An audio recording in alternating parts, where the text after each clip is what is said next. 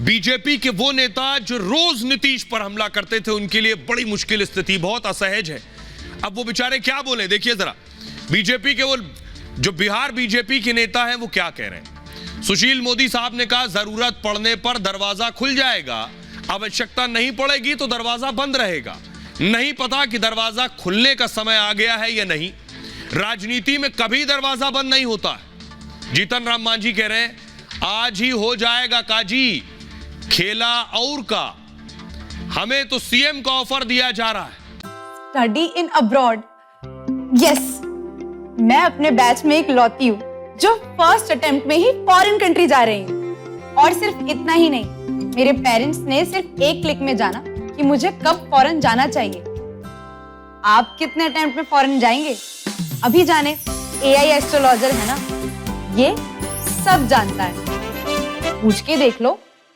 विजय कुमार सिन्हा कह रहे हैं बिहार में राजनीतिक अस्थिरता का माहौल है, केंद्रीय नेतृत्व सभी मुद्दों पर फैसला लेगा।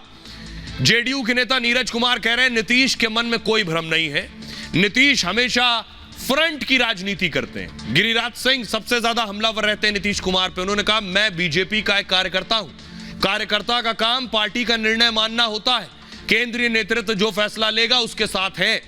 चिराग पासवान ने कहा बिहार की राजनीति में कुछ चल रहा है, आगे क्या होगा ये स्थिति और समय पर निर्भर है। ज्ञानेंद्र सिंह ज्ञानू बीजेपी के नेता कह रहे हैं परिवर्तन निश्चित है, ये अभी थोड़े समय की बात है, एनडीए सभी 40 सीटें जीतेगी।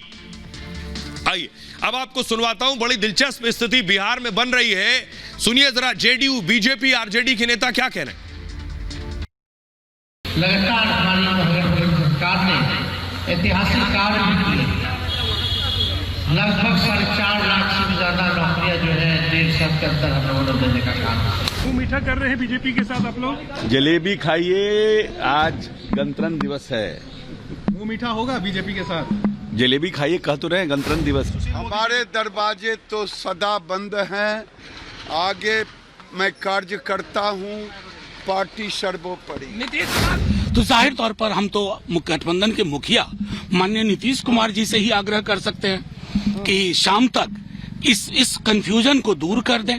ये जो गठबंधन को लेकर संशय बना हुआ है, जिससे कि आम जनजीवन भी प्रभावित हो रहा है। मेरी नहीं, बिहार की जनता की अपेक्षा है कि इस बात को सुनिश्चित पहले कर लिया जाए कि फिर से नीतीश कुमार जी लोकसभा चुनाव के बाद महागठबंधन के साथ न चले जाएं। राजनीतिक घटना चक्र पर हमारा केंद्रीय नेतृत्व का नज़र है और केंद्रीय नेतृत्व मेरा सक्षम है, सामूहिक नेतृत्व है और सामूहिक नेतृत्व बहुत गंभीरता से विचार करके ही कोई निर्णय लेंगे। प्रयास बहुत लगाए जा रहे हैं, संभावनाएं बहुत सी तैयार की जा रही हैं, पर मैं मानता हूं कि हाइपोथेटिकली किसी भी प्रश्न का जवाब देना निराधार होगा। नीतीश कुमार की एक दिलचस्प बात है, असल जादूगर नीतीश कुमार है, असल मौसम वैज्ञानिक नीतीश कुमार है। क्यों कह रहा हूं ये कि नीतीश किसी के साथ भी चले जाएं मुख्यमंत्री बन जाते हैं। ये आप देख रहे हैं, नीतीश मोदी के साथ आए हो, बीजेपी के साथ आए हो, मुख्यमंत्री बन गए, पलटी मार दी। अगली तस्वीर दिखाऊं मैं आपको, नीतीश लालू के साथ आए हो, फिर मुख्यमंत्री बन गए, पलटी मार दी।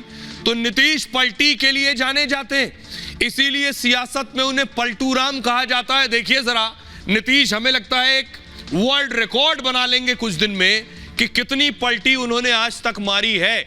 1994 में लालू से अलग होकर पार्टी बनाई, 1994 में, 1996 2003 में एनडीए से हाथ मिला लिया, लंबे समय तक एनडीए के ही साथ रहे।